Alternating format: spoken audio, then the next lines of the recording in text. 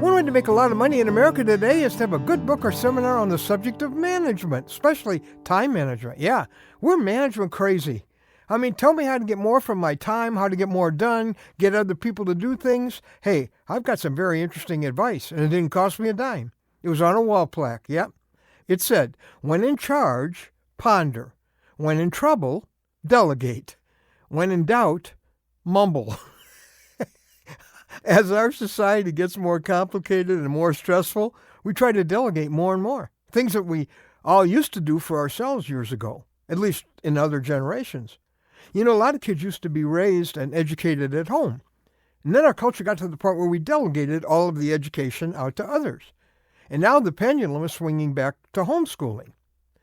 And most of us don't work on the farm very much anymore, so we have to delegate the physical development that our children used to get doing all those chores on the farm to, phys ed teachers so they don't turn into blobs. And we can delegate house cleaning to other people if you've got a little money. And there are people who say, well, we'll take care of your lawn for you. Yeah, you can delegate cooking to McDonald's.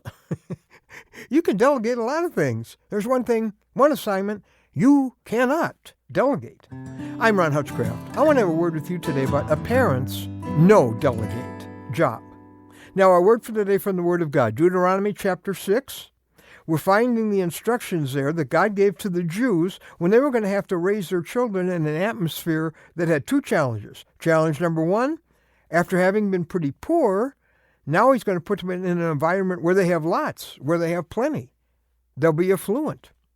Secondly, they're going to be in the middle of a pagan culture, tempted by pagan girls, pagan guys, pagan music. Sounds a little bit like the world in which we're raising our kids, doesn't it? Pretty affluent culture, pretty pagan culture. Well, in that kind of setting, God gives these instructions that couldn't be more relevant. Our word for today from the Word of God.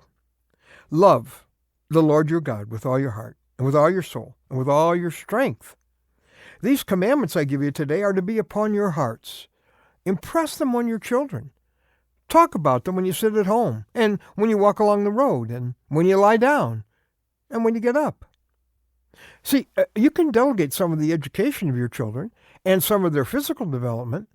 You might get someone else to drive them around, but you cannot delegate this one responsibility, helping them fall in love with the Lord. That's your job if you're a mom or dad. Love the Lord your God, it says. And that's supposed to come through the parents. They'll teach the kids to do that. Now, you just can't give the responsibility to a Christian school or a leader or an organization. Only a parent can get close enough to transfer a love relationship with Christ. Others can give your child information, encouragement, examples, but the buck for shaping your child's soul stops with you. Now, how does it happen? Well, there are two things here. First of all, there's time spent. You can tell. It says you're walking along with them, sitting with them. You're there when they get up, when they go to bed. We're talking about the classroom of everyday life. You have to spend that kind of time. And secondly, it happens through natural faith. There's another person living at our house, guys.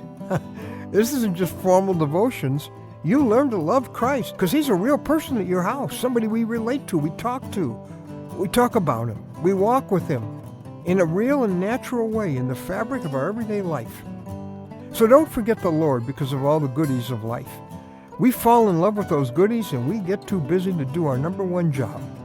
Our mission is not to create church members or create believers in their parents' faith. We're to raise God lovers. And that's got to begin in your own heart. Maybe the epitaph of your life will be, he taught us to love Jesus. See, no one else can do that like you can.